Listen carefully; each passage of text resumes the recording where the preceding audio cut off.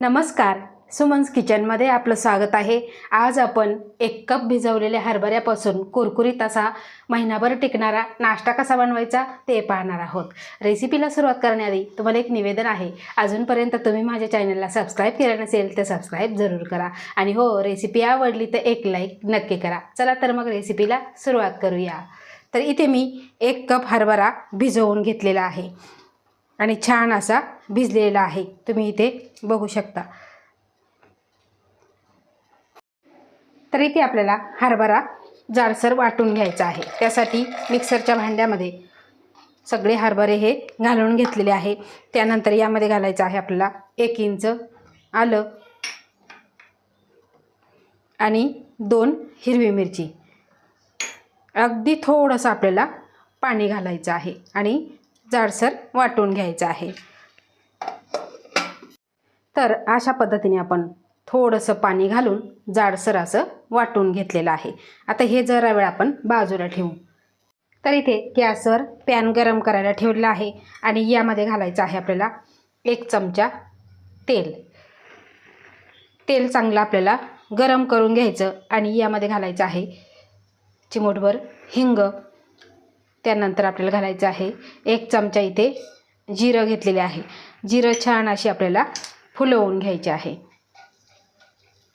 जिरं फुललं की यामध्ये घालायचं आहे आपल्याला 2 चमचे पांढरे तीळ।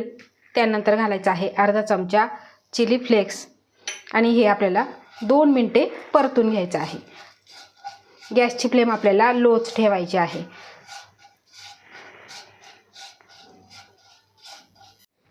दोन मिनिटे आपण हे सगळं साहित्य परतून घेतलेलं आहे। आता यामध्ये घालायचं आहे आपल्याला अर्धा कप बेसन पीठ।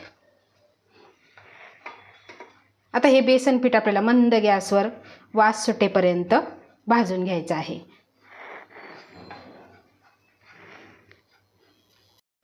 पीठ इथे आपलं वास सुटेपर्यंत आपण भाजून घेतलेलं आहे। आता गॅसची फ्लेम आपल्याला बंद करायची आणि हे पीठ आपल्याला थंड करून घ्यायचं आहे। आता लगेचच आपल्याला हे थंड झालेलं पीठ हरभऱ्याच्या मिश्रणामध्ये घालून घ्यायचं आहे।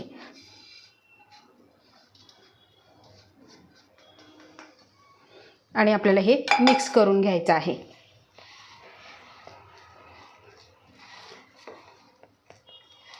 बघा, या पद्धतीने मिक्स करायचं आहे। आता मिक्स केल्यानंतर यामध्ये काही आपल्याला मसाले घालायचे आहे। तर इथे मी मसाले घेतलेले आहे। पाव चमचा हळद घेतलेली, पाव चमचा गरम मसाला, पाव चमचा चाट मसाला, अर्धा चमचा मिरची पावडर, चवीपुरतं मीठ आणि त्यानंतर घालायचं आहे आपल्याला थोडीशी कोथिंबीर आणि इथे घालायचं आहे आपल्याला अर्धा चमचा कसुरी मेथी। आता हे सगळं आपल्याला मळून घ्यायचं आहे। घट्ट असा गोळा मळून घ्यायचा आहे। इथे आपल्याला पाण्याचा वापर अजिबात करायचा नाही। तर आपण अशा पद्धतीने घट्टसर गोळा मळून घेतलेला आहे। महत्त्वाची टिप म्हणजे ज्यावेळेस आपण मिक्सरला हरभरे बारीक करतो त्यावेळेस कमीत कमी पाण्याचा वापर करायचा आहे। जर मिश्रण तुमच्याकडून पातळ झालं तर त्यामध्ये तुम्ही थोडंसं बेसन पीठ वाढवायचं आणि नाहीतर मग तुमच्याकडे तांदळाचं पीठ असेल तर ते पीठ तुम्ही यामध्ये मिक्स करून गोळा मळून घ्यायचा आहे। तर बघा, अशा पद्धतीने आपण घट्ट गोळा मळून घेतलेला आहे।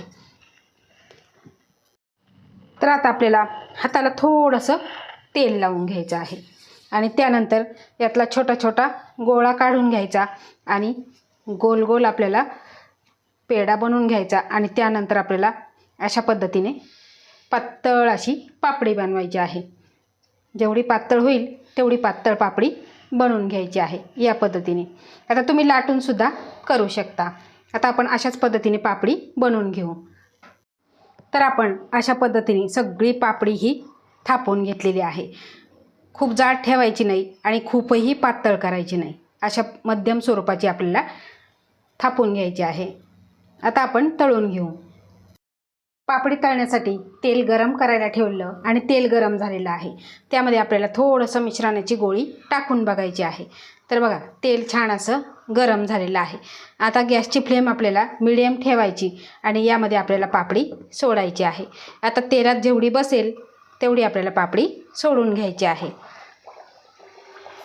आता पापडी तेलात सोडल्यानंतर उलटपलट करून आपल्याला हलक्याशा सोनेरी रंगावर तळून घ्यायची आहे. गॅसची फ्लेम कुठेही वाढवायची नाही किंवा लोसुद्धा ठेवायची नाही. मीडियम गॅसवर आपल्याला तळून घ्यायची आहे. पापडी आपण सोनेरी रंगावर तळून घेतलेली आहे. तुम्ही इथे बघू शकता छान असा कलर आलेला आहे. आता या काढून घेऊ आणि बाकीच्या राहिलेल्या अशाच पद्धतीने तळून घेऊ.